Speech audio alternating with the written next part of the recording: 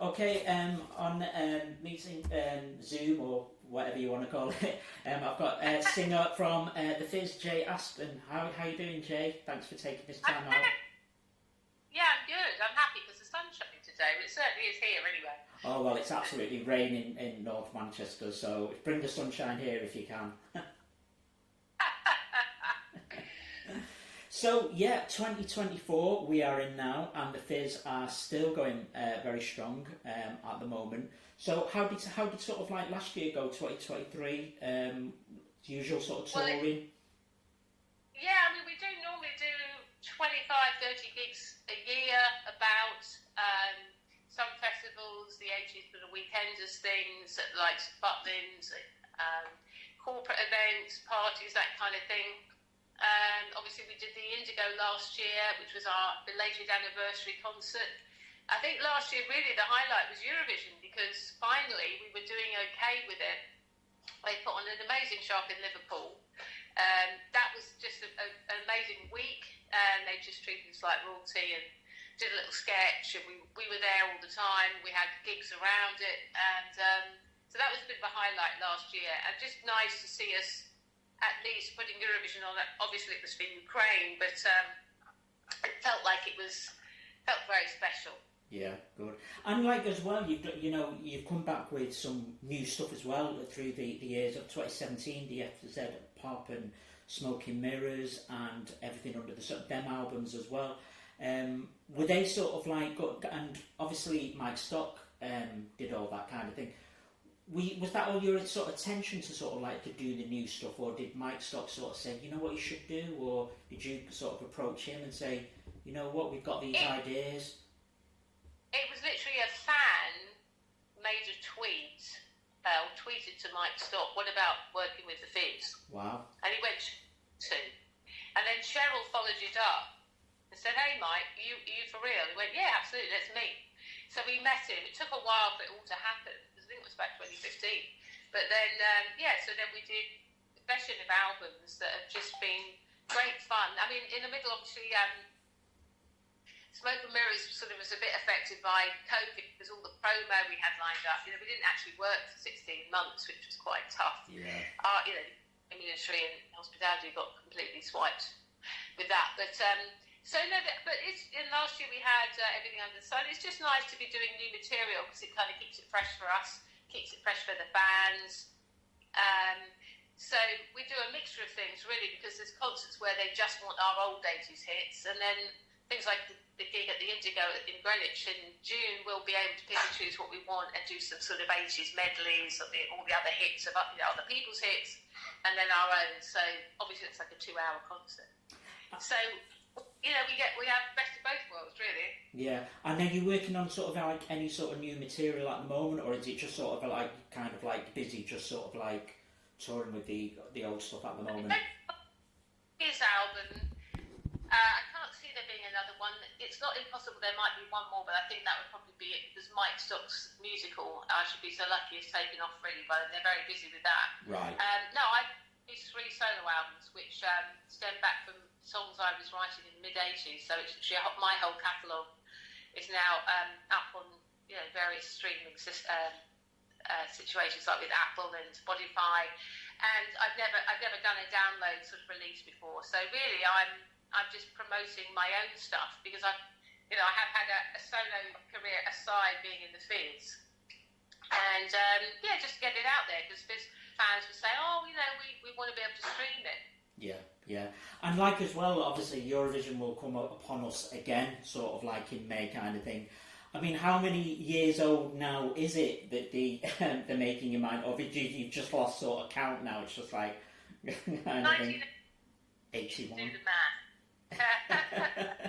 40s is, I was a teenager, but it's just an iconic sort of moment, great time. Music was so different then. People still seem to love all the 80s stuff, and that silly skirt ripping routine just kind of launched us. I mean, we're working today off the back of it. Although obviously I left the band for quite a few years, I just went back, and it's just 3 of us now. Because we can't use the name Bucks Fizz, unfortunately, but that's how we trade as the Fizz. And we've just gone for from strength to strength. I mean, every year, you know, we just seem to kind of get booked again, and it's lovely. It's really great that we can still do it at our tender age. Well, the song has become, like I said, it's become, people have clung onto it more and more now, do you know what I mean? And it's gone more sort of iconic and more important to people, really, you know, and you must have noticed that through all the gigs, and there is, you know, it's just like it could have been recorded yesterday kind of thing, you know. Amazing. I mean, when we were up in Liverpool, there were these, like, you know, when people break out and do all these dances, like the flash mob, they were flash mobbing, making your mind up, you know, and it was just like thousands of them, and it's just like this random thing, and Mike was walking to go and get a cup of tea or something, and they all just descended on him in the middle of it. It was like, it was an amazing buzz up there, but it's just one of those songs that people know. It's inoffensive, doesn't make a lot of sense, but I think people just like to embrace it. It's like just a nice time, you know, when we were doing well in Eurovision, and I know it's just one of those infectious, silly songs. I mean, what's your opinion of Eurovision today, as it stands? You know what I mean? Because I mean, I remember seeing that performance as a kid, and you know, and it's brilliant. But I mean, I don't. Maybe I just sound like a Victor Meldrew or a grumpy old man kind of. But I find now a lot of it is very camaraderie and very, very pantomime.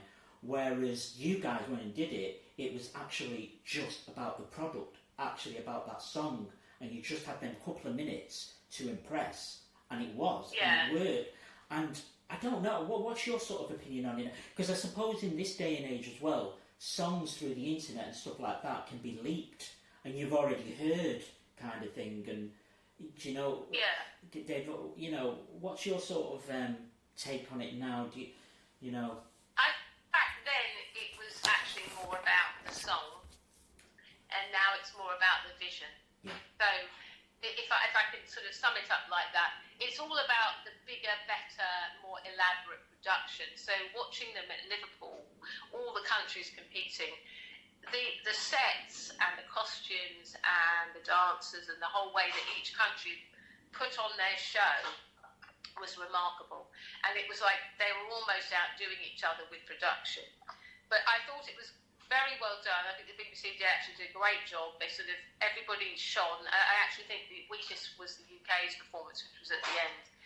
They'd run out of production ideas by then, and it wasn't the best song. You know, we've hosted it, so. But it was just, it's become a very different animal. But at the end of the day, when you connect that amount of people to listen to music and compete, put on a show, it's light-hearted. I think we all need a bit of fun these days with everything so doom and gloom. Yeah. That it's just still cuts through, and it's just pure entertainment. Yeah, I mean the visuals were kind of great as well. I mean that was genius on your part as well. I think with the skirt, you know, with the ribbon and stuff like that. So you know, it's just all it worked, you know, kind of thing. Because it was funny because I was chatting to David, because you've always seemed to have an eye for fashion as well. Was that kind of like intensely important for you, just as the music? Did it go sort of hand in hand as well for you, sort of kind of thing? What it was is because we had very little control over the actual music, apart from we could suggest a few things, whether they were listened to or not, sort of by the by. And I wanted the band, we were criticised because we were a manufactured band, I wanted to give the band an organic look. So I was the one I love fashion, but also my parents were in showbiz. They put shows on, you know, at the end of the pier, hand-toes, everything. So I was brought up as a kid watching my mum with a little old hand sewing machine making clothes and costumes. So I've always, I used to make Barbie clothes when I was like 6, you know. I was making clothes, I make my own clothes. And so I've always loved fashion, you know. I'd buy Vogue rather than anything else back in the day. Yeah, and then I was actually offered my own label actually through like Topshop back then. So no, the fashion thing, because you've got to have the song title is evocative to me, and I always like, for instance, Can't Stand the Heat. Yeah. You know, I had very budget to dress the band, so I was in charge of dressing everyone and styling everyone, and I used to come up with concepts for videos and photo shoots and stuff, really to give it more of an organic vibe. And I had like £20 to dress us all that time. I mean, literally, because we used to do like 20 different TV shows and go all over Europe and stuff. And I was like, how can I be creative? So I went to my local DIY store. I bought some chamois leathers, a mop, some oven gloves, some like muslin, and I mean, we are talking about 1982 here. Yeah. And it was all the, you know, you could, whatever you make, you could make things. You could wear a dustbin liner and it's cool.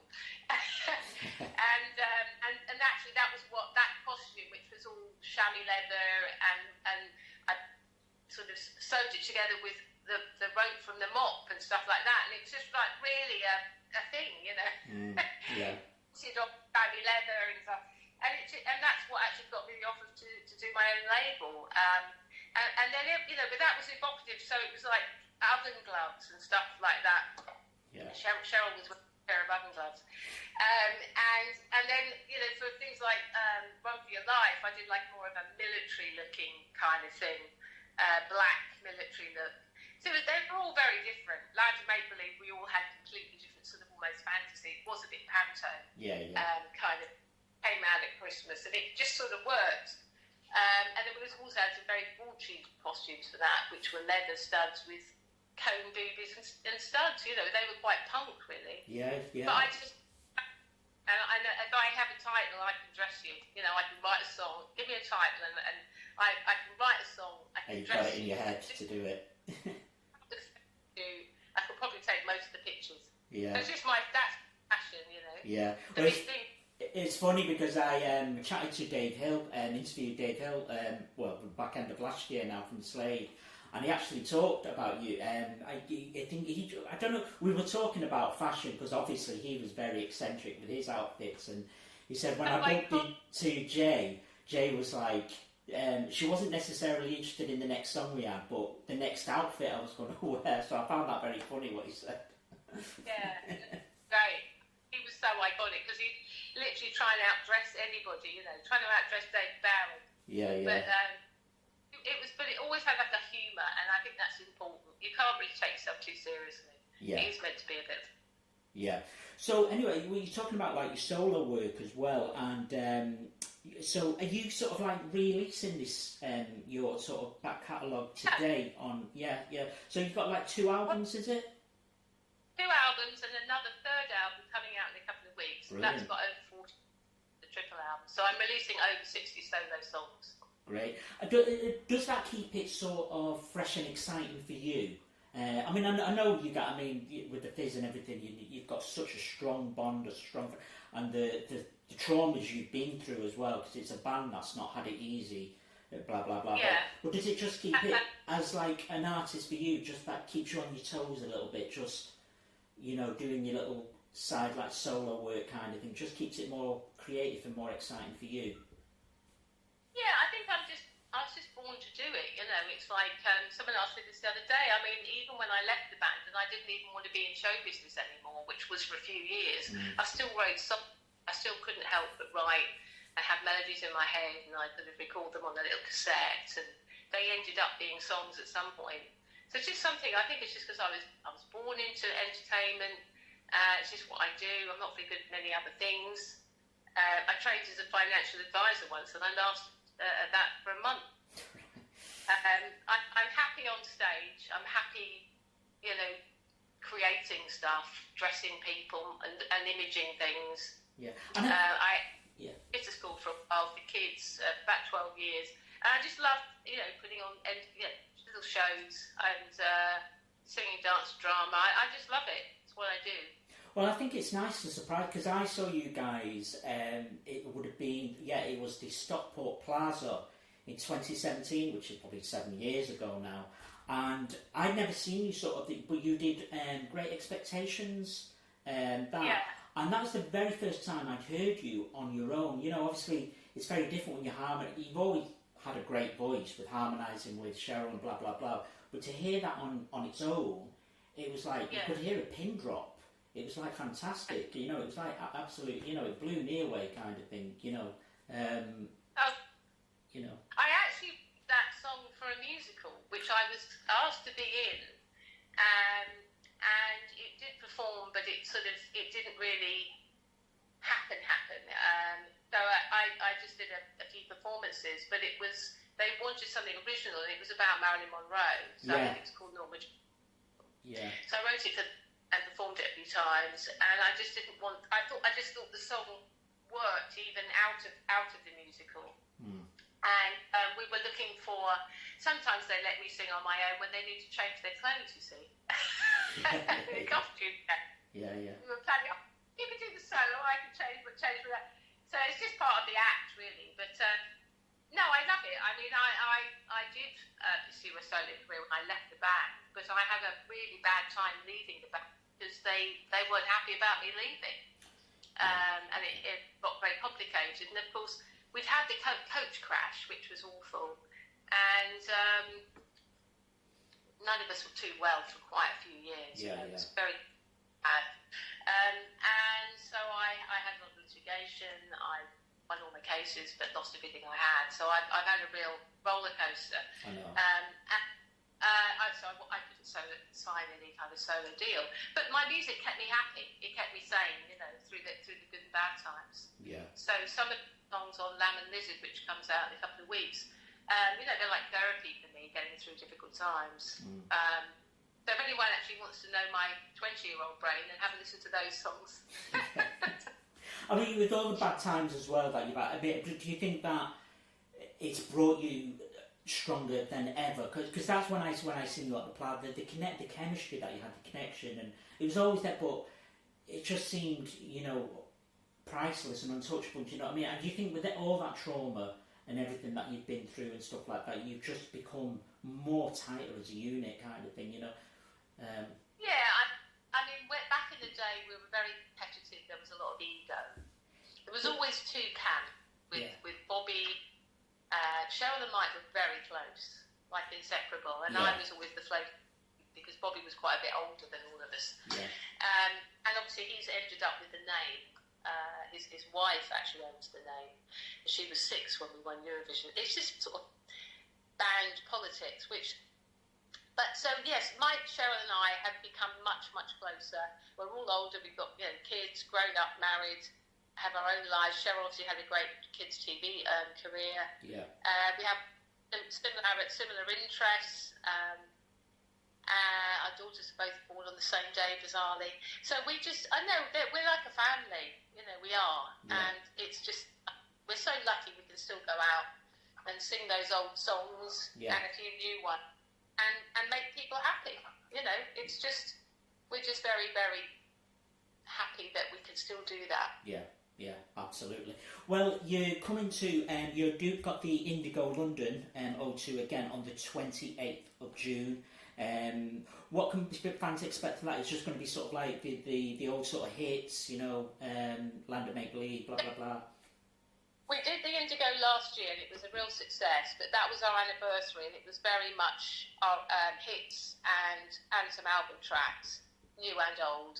And this one has got a bit more of an 80s flavour. It's called Party Like It's 1981. So it'll be half classic hits and a few album tracks, and then sort of an 80s medley of other people's songs, other people's 80s. So it's a bit more 80s, bit more 80s influenced. Good. So for the tickets as well, people can go at the w.o2 code for the Indigo, and can get tickets as well through the Fizz, your official website. Can people get tickets sort of right through that? Our website's thefizzofficial.com, but there's links on Facebook and Instagram, all on our individual pages, or the Fizz page. You'll find it there, which will take you to all the main ticket sellers, and you can also just buy direct from the O2. Brilliant. So when are you going to come back to Stockport again, or near Manchester where I can see you again? It's been too long. Come back to the Plaza. Not touring like we used to. We're mostly doing sort of 80s things and festivals, but I'll keep that in mind. Yeah, just have a word with the promoters. Just say Kieran wants to see the Fizz again. So, well, thank you so much, Jay. Because I did when you did play the Plaza, I did a bit of a meet and greet with you guys, kind of thing, and I got a little bit tongue tied and a bit, So, so thank you. So I didn't get tongue tied and listen to you anyway. I hope not anyway. But listen, have a great show, and yeah, and I hope to definitely going to make it. You know, because with everything with COVID, where the industry suffered and there was no concerts, this year I'm like 2024. I'm going to see like my heroes again, and you guys. I'm definitely going to. I'll catch you at some point. Absolutely. Let me know. Text me when you want the tickets. Oh, bless you. God bless you, Jay. Thank you so much. All right. God bless. Bye bye.